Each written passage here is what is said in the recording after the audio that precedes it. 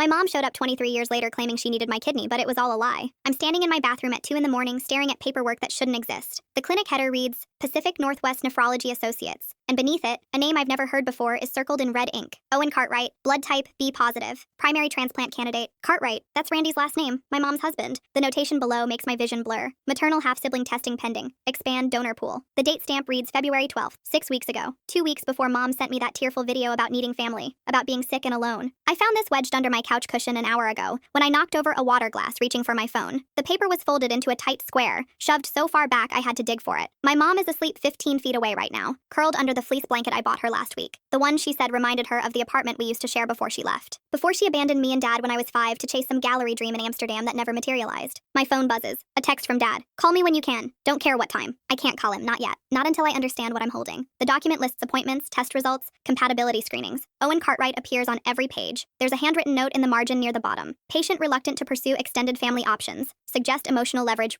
estranged daughter. Patient, that's her, the daughter is me. I press my palm against the bathroom counter, trying to steady myself. My nursing brain kicks in, clinical and detached, scanning the medical jargon for confirmation of what I already know. Stage 3 kidney failure? Yes. Dialysis required? Yes. But the primary concern isn't her health, it's his. Owen's creatinine levels, Owen's declining function, Owen's shrinking transplant window. She never mentioned a stepson, not once. Not in the emails, not during coffee 2 months ago when she collapsed into sobs and begged me to get tested, not during the late night calls where she shared regrets about missing my childhood. She talked about Randy in passing, her supportive husband, but never a kid, never a teenager who needed a kidney more than she did. I hear her shift on the couch, a soft murmur that might be my name. My hands shake as I photograph every page, zooming in on the notations, the dates, the blood type charts. The flash feels too bright in the small bathroom. I switch it off and take another round of photos in the dim light, making sure every word is legible. She's been here for 2 weeks this time, sleeping on my couch, eating my groceries, letting me drive her to appointments I thought were hers. I rearranged my shifts at the hospital to accommodate her schedule. I bought her ginger tea for the nausea. I held her hand during what she called a rough dialysis session and told her I was proud to help. I was so desperate to believe she'd changed, that the mother who sent birthday cards until I turned 10, then went silent for 13 years,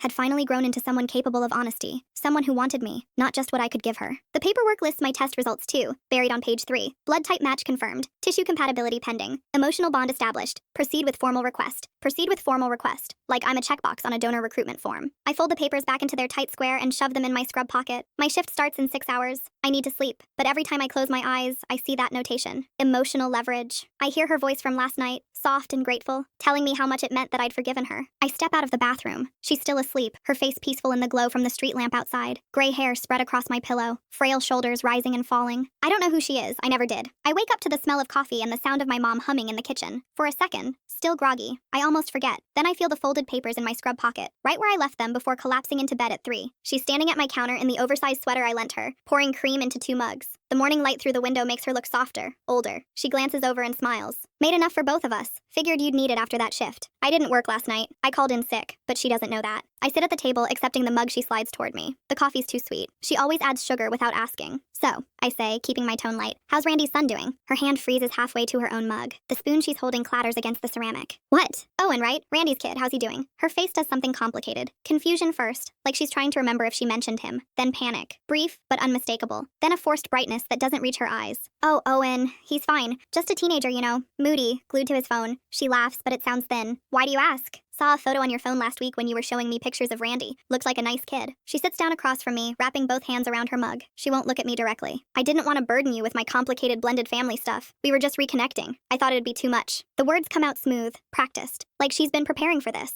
You've been staying here for 2 weeks. Seems like a long time to avoid mentioning you have a stepson. It's not like that. Her voice cracks. I just didn't want you to think I was asking you here for anyone but me. For us. Are you? She looks up and her eyes are wet, right on cue. Sweetheart, I know I haven't earned your trust. I know I have so much to make up for. But I swear, this is about us. About me trying to be the mother I should have been. Every sob feels a little too rehearsed. Every pause lands a little too perfectly. I've seen patients fake pain for medication. This has the same rhythm. Okay, I say. She reaches across the table for my hand. I let her take it. Thank you for understanding. You've been so generous and I don't deserve it. I sip my coffee and say nothing. At lunch, I sit in my car in the hospital parking lot and call Dad. He picks up on the first ring. You okay? I found something. I describe the paperwork, reading him the notations word for word. When I get to emotional leverage, he goes silent. Dad? I'm here. His voice has that flat quality he gets when he's diagnosing a busted engine, clinical and cold. She's running the same play she did on my parents in 2002. Fake crisis, real agenda. Always someone else's kid she's trying to save while burning whoever's convenient. What do you mean? Your grandma needed surgery that year. Hip replacement. Your mom showed up out of nowhere. All tears and apologies.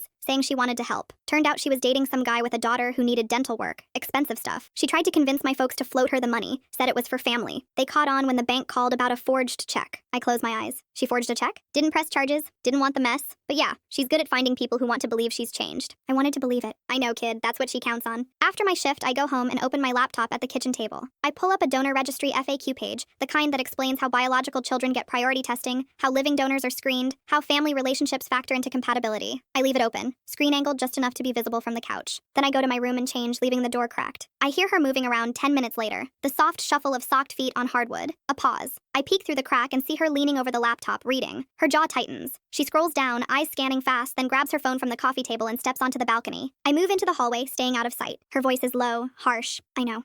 But she's getting nosy, and if she digs any deeper, a pause. No, I didn't tell her about Owen. Why would I? The whole point was to keep it simple. Another pause. Longer. Randy, I don't care what the coordinator said. We're running out of time, and she's the best shot we have. She's already tested. If she backs out now, we're starting from scratch. I press my back against the wall, heart hammering. I'll handle it. I just need you to keep Owen calm and stop second-guessing me. This is going to work. She ends the call. I hear the balcony door slide open, her footsteps returning inside. I wait 30 seconds, then walk out like I've just come from the bathroom. She's back on the couch, phone face down beside her. She smiles when she sees me. Everything okay? I ask. Of course, just checking in with Randy. How is he? Good. Busy with work. I nod and sit at the table, pulling the laptop toward me. I close the donor page without comment, opening my email instead. She watches me from the couch, her expression unreadable. I don't look back. I start watching her the way I watch patients who set off alarms. The ones who rate their pain a 10 but scroll through their phones laughing. The ones who limp into triage but sprint when they think no one's looking. She's good though, better than most. The next morning, she shuffles to the bathroom, gripping the wall, breathing shallow. I'm pouring cereal and I hear her gasp, a sharp intake that sounds wet and painful. When she emerges, her face is gray. Just a dizzy spell, she says, waving me off when I move toward her. Happens sometimes.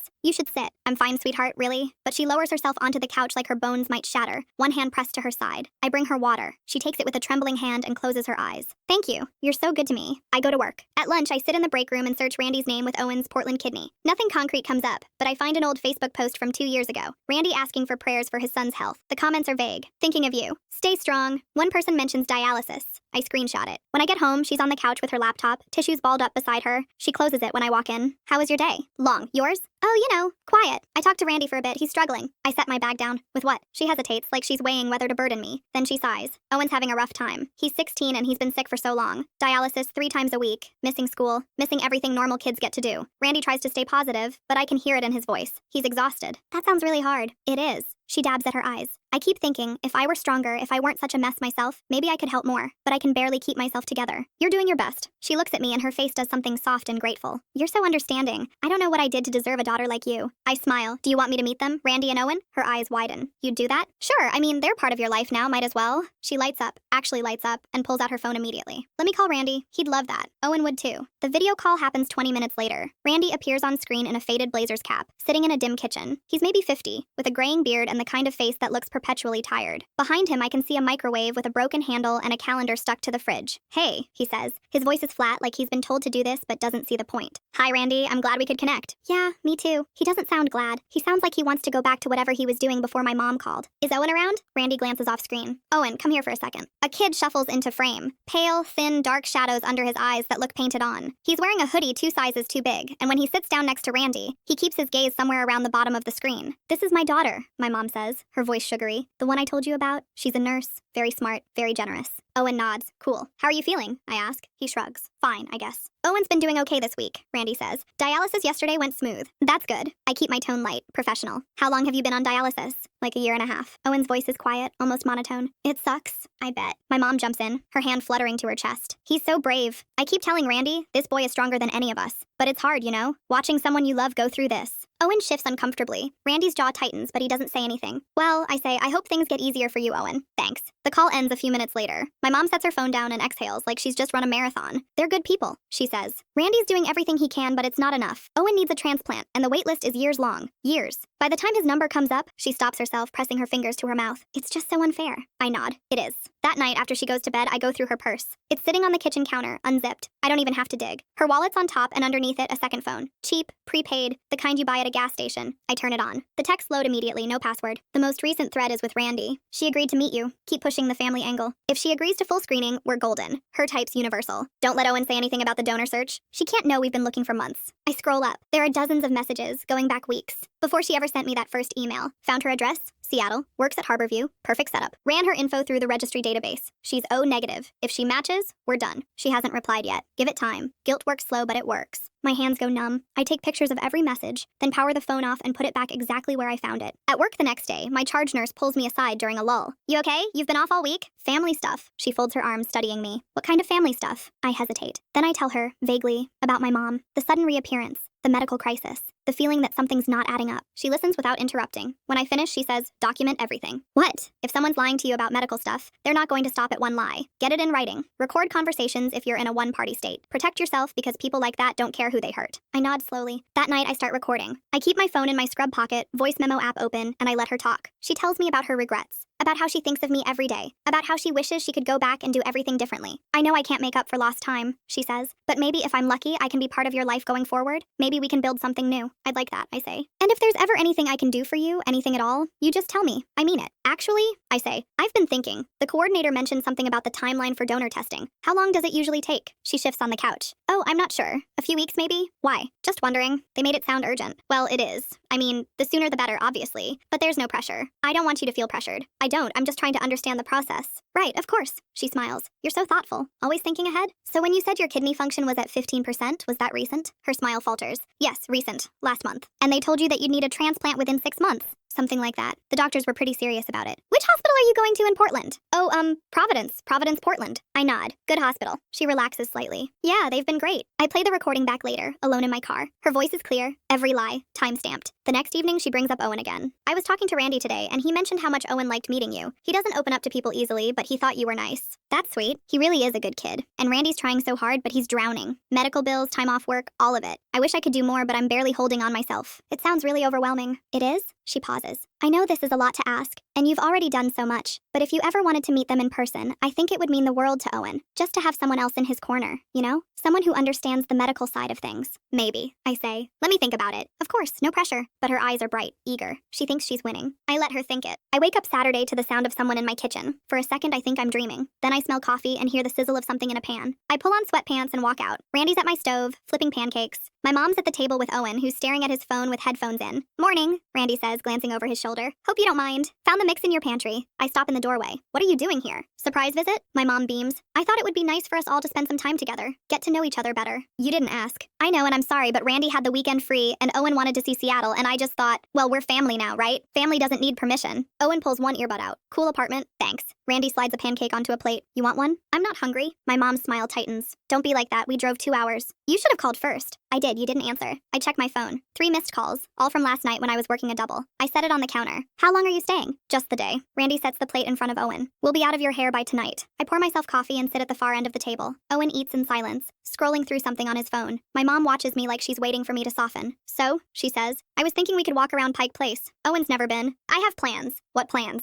Errands. We could come with you. I'd rather go alone. Randy clears his throat. We don't want to impose. Then don't. My mom's face crumples. I thought you'd be happy to see us. I would have been if you'd asked. Owen glances up, then back at his phone. Randy turns off the stove and starts washing the pan. Fine. My mom stands, grabbing her purse. We'll go. I'm sorry for wanting to spend time with my daughter. She heads for the door. Randy follows, drying his hands on a dish towel. Owen trails behind them, still wearing his headphones. Wait, I say. She stops, hand on the doorknob. You can stay. Just give me some space, okay? Her face brightens immediately. Of course. Whatever you need. They spend the morning on my couch while I hide in my bedroom, answering emails and pretending to be busy. Around noon, I come out and find Owen still glued to his Switch. Randy reading something on his phone. My mom flipping through a magazine she brought. Anyone hungry? Randy asks. I'll order something, I say. We eat Thai food in near silence. Owen picks at his pad thai. My mom keeps trying to start conversations that die after 2 exchanges. Randy looks like he'd rather be anywhere else. This is nice, my mom says, all of us together. Nobody responds. By 3, I'm exhausted. I excuse myself to take a shower, and when I come back out, my mom's in the kitchen making tea. Randy and Owen are still in the living room. Can we talk, she asks. About what? I know today's been awkward. I shouldn't have sprung this on you, but I really want us to work, and I think spending time together is the only way to get past all the weirdness. Okay,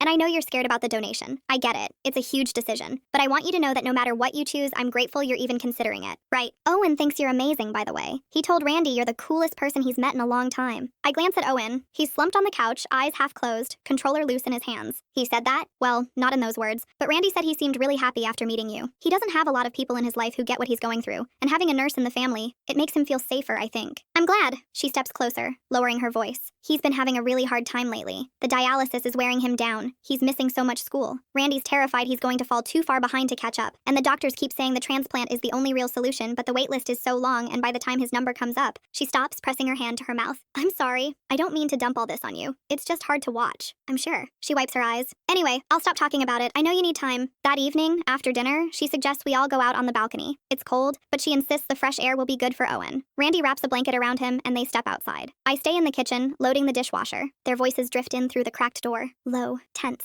I move closer. If she finds out you lied about the stage 3, she'll bail. Randy's voice tight with frustration. She won't. My mom's tone is sharp. She's too guilty about me leaving. It's perfect leverage. You don't know that. I do. Trust me. She wants to believe I've changed. She wants to forgive me. All I have to do is keep her feeling like the good guy, and she'll do it. And if she doesn't, then we find someone else, but we won't have to. She's already halfway there. I pull my phone out and start recording. Randy sighs. I don't like this. You don't have to like it. You just have to let me handle it. Owen's going to figure it out. Owen's 16. He's not paying attention. He's smarter than you think. Then we make sure he doesn't ask questions. I stop the recording and step back into the kitchen, my hands shaking. The next morning, I wait until Owen's in the bathroom, and Randy's outside loading the car. My mom's folding the blanket she used on the couch. I pull out my phone and hit play. Her voice fills the room. She's too guilty about me leaving. It's perfect leverage. She freezes. What is that? You tell me. She lunges for my phone. I step back, holding it out of reach. Give that to me. No. You recorded me? You violated my privacy? You lied. I didn't. Stage 3. You said stage 3. But you're only at stage 2, aren't you? Her face goes white. Randy walks in, keys in hand. What's going on? I play the recording again. His expression shifts from confusion to resignation. Randy, my mom says. Tell her she's twisting this.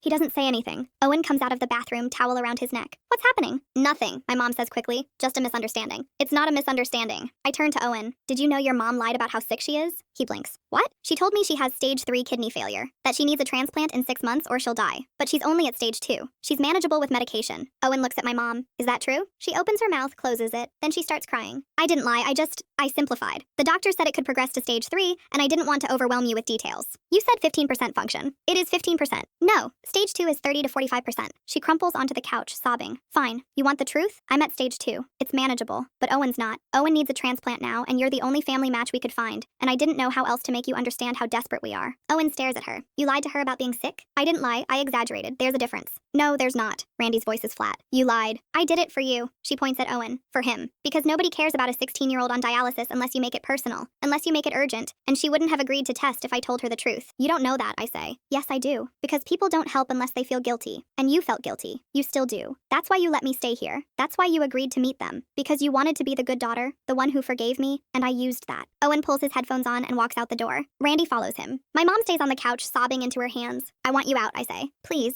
Now. She grabs her purse and stumbles toward the door, still crying. Randy's already in the car with Owen. She climbs into the back seat and they pull away. I lock the door and sit on the floor, staring at my phone. The recording is still there, her voice clear and cold. It's perfect leverage. I save it to 3 different places. I call Dad first. He picks up on the second ring. Hey, kiddo, what's wrong? She lied about everything. What? The kidney failure, the urgency, all of it. She's at stage 2, not stage 3. She's not dying. She's manageable with medication. Silence. Dad? I'm here. Just trying not to say I told you so. You can say it. I told you so. I laugh, a sharp sound that comes out half sob. She recorded herself. I caught her on the balcony talking to Randy about how guilty I am, how easy it was to manipulate me. You recorded her? Yeah, good. Keep it. You're going to need it. I already sent it to the donor clinic. Even better. He pauses. How are you doing? I don't know. Angry, humiliated. She had me convinced I was saving her life, and the whole time she was just using me to jump the line for her stepkid. Is the kid actually sick? Yeah, he needs a transplant, but not urgently. He has a 2-year window. So she lied to the medical system too. Exactly. That's fraud. I know. Are you pressing charges? I don't know yet. I just want her gone. She's gone, right? She left? Yeah. Randy took her and Owen back to Portland. Good. Block her number. Block her email. Don't give her another chance to worm her way back in. I will. I'm serious.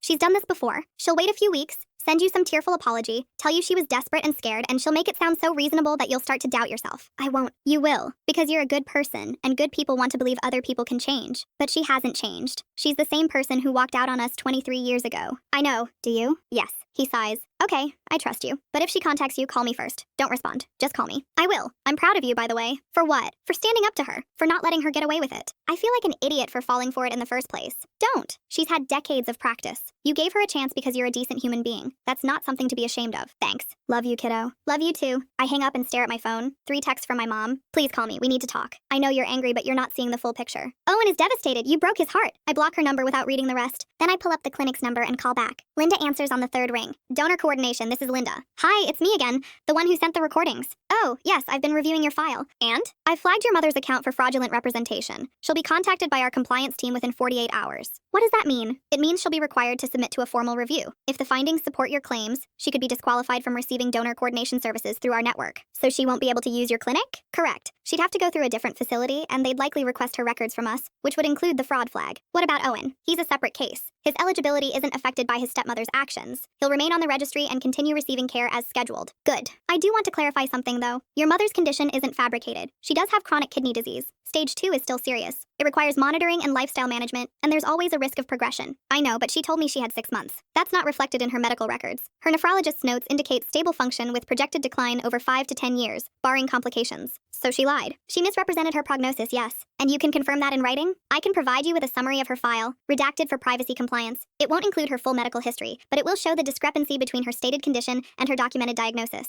That would be great. I'll email it to you by end of business tomorrow. Thank you. Of course. And for what it's worth, I'm sorry you were put in this position. Family donations are complicated enough without deception. Yeah, I hang up and sit on the couch, staring at the spot where my mom folded her blanket this morning. The apartment feels too quiet. My phone buzzes, a text from Randy. I'm sorry. I didn't know she was lying to you. I thought you knew the real situation and were okay with it. She told me you volunteered after she explained everything. I type back. She lied to both of us. I know. I confronted her in the car. She's saying you're twisting her words, that the recording is out of context. It's not. I believe you. Owen believes you too. He's barely talking to her. How is he? Upset. Embarrassed. He keeps saying he doesn't want your kidney if it means you hate him. I don't hate him, I barely know him. That's what I told him, but he feels responsible. He's not. I know, she is. I hesitate, then type, do you need help finding another donor? We'll figure it out. You don't owe us anything. I'm not offering out of obligation. I'm offering because Owen didn't do anything wrong. I appreciate that. But let's table it for now. I need to sort out what's happening with her first. Okay. Thank you for being honest with him. He needed to hear it from someone who wasn't me. Sure. The conversation ends. I set my phone down and stare at the ceiling. Linda's email arrives the next afternoon. I open it on my laptop, scanning the summary. Stage 2 chronic kidney disease.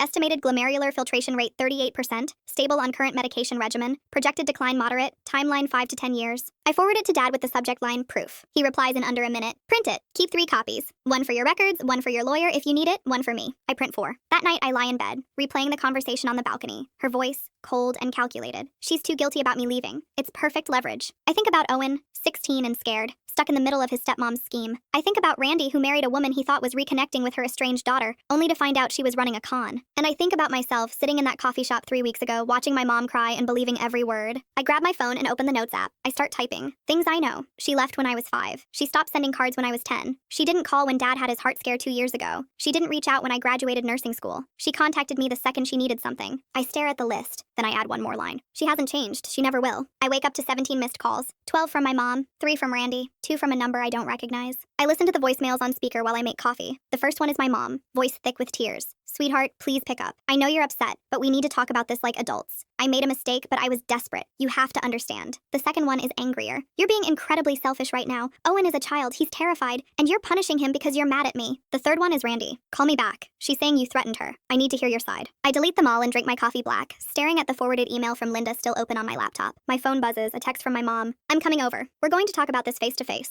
I type back. No, I'm your mother. You owe me that much. You have 1 hour to meet me at my apartment with Randy and Owen. You're going to tell them the truth, all of it, or I'm sending the recordings to the clinic's ethics board and copying Dad. 3 dots appear, then disappear, then appear again. Fine, we'll be there at noon. I look at the clock. It's 9:45. I shower, dress in jeans and a sweatshirt, and spend the next hour cleaning my apartment like I'm preparing for an inspection. I vacuum the couch where she slept. I wipe down the counters she leaned against while lying to my face. I scrub the bathroom mirror she used to practice her wounded expression. By 11:55, the place looks like no one ever stayed here. The knock comes at 12:03. I open the door. My mom stands in the hallway, flanked by Randy and Owen. She's wearing a soft cardigan and minimal makeup, the same outfit she wore to our first coffee. Her eyes are red-rimmed, her posture slightly hunched. She looks like she's aged 10 years in 2 days. Randy looks exhausted. Owen looks like he wants to be anywhere else. Come in, I say. They file past me. My mom moves toward the couch, but I point to the dining table instead. Sit there. She hesitates, then obeys. Randy and Owen sit on either side of her. I take the chair across from them, my phone face up on the table. Start talking, I say. My mom's hands twist in her lap. I don't know what you want me to say. The truth, all of it. No spin, no excuses. I already told you the truth. I have kidney disease. I need help. You have stage 2 chronic kidney disease. You're stable on medication. Your nephrologist projects 5 to 10 years before significant decline. You told me you had 6 months. Randy's head snaps toward her. You said what? She doesn't look at him. I was scared. I didn't think she'd help if she knew it wasn't urgent. So you lied. I exaggerated. You fabricated a timeline. I say. You cried in a coffee shop and told me you were dying. You made me feel like a monster for hesitating. Owen's voice is small. Is that true? My mom finally looks at him. Honey, it's complicated. It's not complicated, I say. You tracked me down because you needed a donor for Owen. You found out I'm a universal match through my nursing records. You planned the whole reconnection as a recruitment strategy. Randy stands up. What? Sit down, I say. We're not done. He sits, but his jaw is tight. My mom's voice cracks. I just wanted to fix things. I wanted to prove I could be a good mother this time. You don't get to rewrite history by using me as a prop. I'm not using you. Then explain the recording. Silence. Owen leans forward. What recording? I pick up my phone, pull up the audio file, and press play. My mom's voice fills the room, distorted slightly by the wind, but unmistakable. She's too guilty about me leaving. It's perfect leverage. No, she doesn't know about Owen yet. I'm building trust first. Randy thinks I'm being sincere. He has no idea. Owen's face goes white. Randy stares at her like she's a stranger. My mom reaches for the phone. That's out of context. I pull it back. It's not. You recorded yourself rehearsing how to manipulate me. You planned every word, every tear, every hug. I was upset. I wasn't thinking clearly. You were thinking very clearly. You knew exactly what you were doing. Owen's voice shakes. Did you ever actually want to know her, or was it just about me? My mom opens her mouth, closes it, opens it again. No sound comes out. Owen stands up, his chair scraping against the floor. I'm going to wait in the car. Honey, please, don't call me that. He walks out, slamming the door behind him. Randy's hands are flat on the table. How long have you been planning this? I wasn't planning anything. I just wanted to reconnect. How long? She looks down. 6 months. 6 months? I saw her name on a donor registry forum. Someone mentioned she was a nurse in Seattle. I looked her up. I found her email. And you didn't think to tell me? I didn't think you'd understand. You're right, I don't. I pull up Dad's number and switch to video call. He answers on the first ring. Hey kiddo, you okay? I'm fine. I need you to see something. I flip the camera around so he can see my mom sitting at the table. His expression hardens. Hi, Brian, my mom says quietly. Don't, he says. I just wanted to. You walked out on us when she was 5. You didn't send a dime. You didn't call when I had my heart scare. You didn't show up when she graduated nursing school. And now you show up to harvest her like she's spare parts. You're not sick. You're just still the same selfish person. That's not fair. Fair? You want to talk about fair? She worked 3 jobs to pay for community college because you weren't there. She cried herself to sleep for 2 years waiting for you to come back. And now you show up because you need something, and you act like that erases everything. I made mistakes.